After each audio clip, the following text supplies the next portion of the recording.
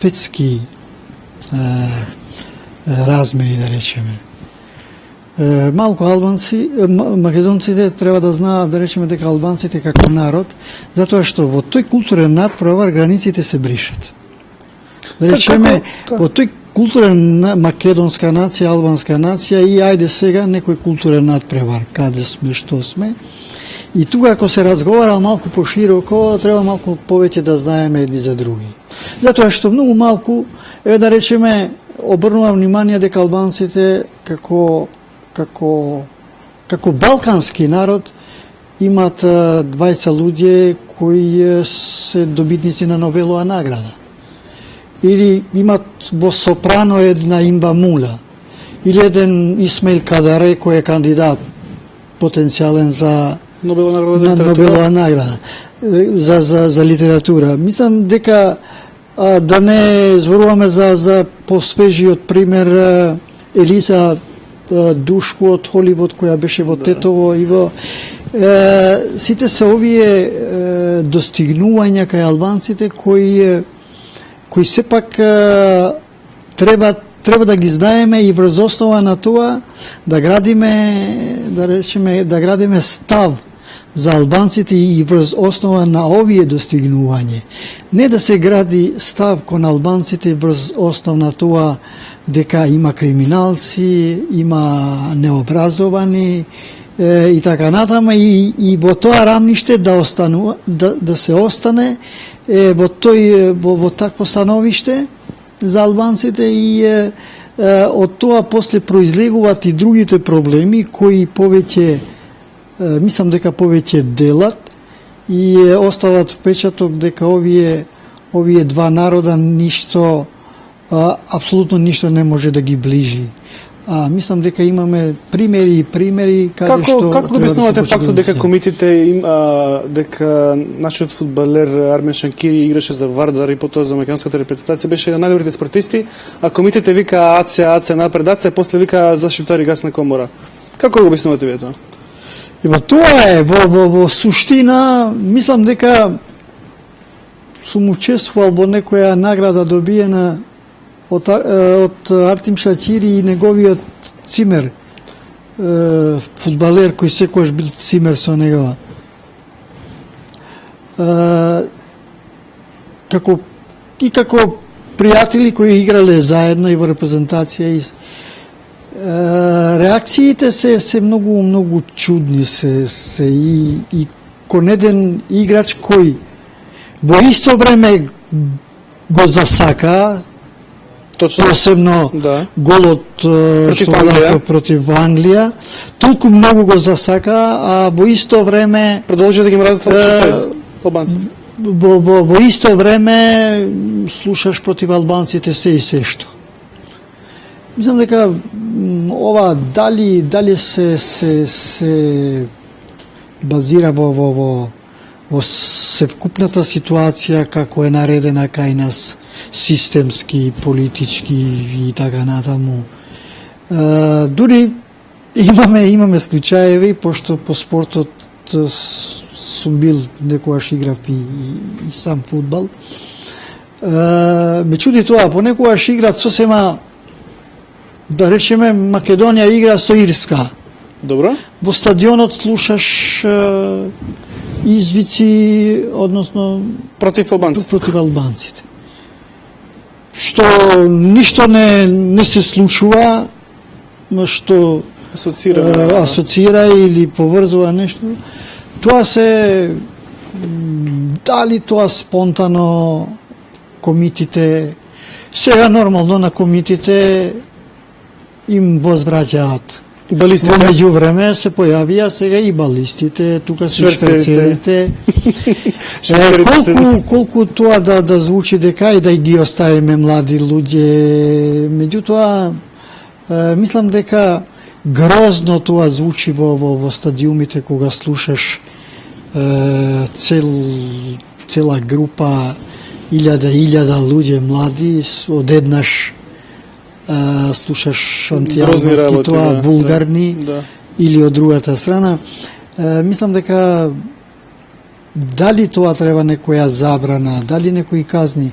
Дури гледам јас првите луѓе на комитите или на балистите или на шперцерите, понекогаш им се дава и доста простор, Бога ми за малку, дури и во политиката понекогаш се успешни, ако им играат добро на оваа карта. Тоа значи успех.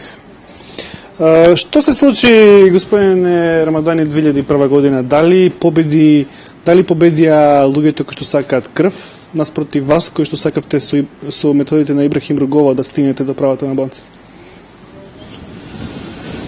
2001. Мислам дека тешка година беше за нас политичарите, кои бевме определени низ парламентарна демократија и со политички средства да се остваруваат правата. Затоа што во нашите настапи цели 10 години, и ако од време на време бевме и доста оштри на говорница, меѓутоа знаевме една граница дека никогаш не сме помислиле дека со насилство, со војна треба да се остваруваат права кои за нас и како интелектуалци, и како луѓе беа права кои беа секаде во цивилизираниот свет. Јас не знам зашто беше толку табу да се има универзитет на албански јазик, да речеме, на мајчин јазик да се учи, или зашто беше толку табу да се ангажираш албанците што повеќе да ги има во институциите и во органите на државата, со тоа што да бида полојални кон државата и со обврски и со полесно со привилегии. Полесно ќе ги бидеш да плаќаат данок, претпоставувам. Да, сето тоа, мислам дека низ институциите се рафинира и самиот граѓанин албанец во однос и знае што е институција, знае што е администрација, како што денеска имаме дури ден денеска друга институција. Дури ден денеска, господине Рамадан, имаме проблем. Во 2011 година се згради проектот 2014 со заеднички пари, а таму не се уопште не им текна да направат ништо што асоцира нешто што им е мило на албанците, да речеме, или Скендербег го направивте вие самите со ваши пари, додека Александар Македонски го правиме со заеднички пари. Секогаш кога ќе побарате вие изгледа на џамија, овие ги фаќа инфаркт. Некаде да им текне на џамија, да се види додека цркви и крстови градат на секој рид. И па тоа мислам, тие се некои слабости во тоа политичко действување. Дури и надвор кога настапуваме низ меѓународни конференции, а јас со моето искуство сум учествувал во многу такви, просто и се чудат. Ние сме можеби еден најдобар единствен пример која од 90-та до 20 години имаме мултиетничка влада. А знаете колку е приоритет и колку е позитивно и какво убаво и добро мислење се гради надвор кога за една држава мултиетничка слуша дека има мултиетничка влада.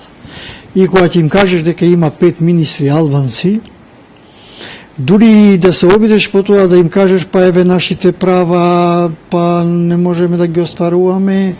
Јас сум имал таква ситуација, ми се обраќат, како зборуваш така кога имаш 5 министри во владата.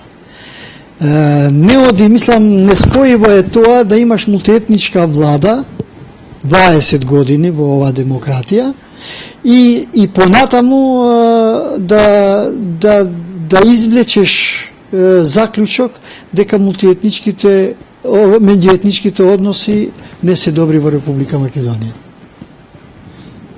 Затоа што ако управуваш во државата со мултиетничка држава, тоа со еден автоматизам би требало да се рефлектира и во секојдневието да проживее таа мултиетничност со добри, дури би рекол и одлични меѓуетнички односи во Република Македонија.